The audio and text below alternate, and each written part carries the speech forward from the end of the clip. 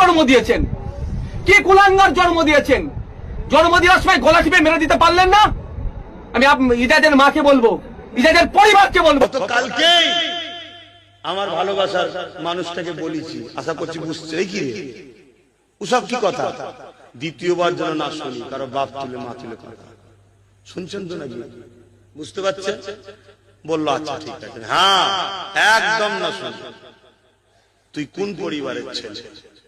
পুরো সর্বধর্মের মানুষ তোর মুখের দিকে তাকিয়ে আছে, সবাই তোকে ওয়েলকাম জানায়। আমাকে সবাই ওয়েলকাম জানায় না, তোকে জানায়।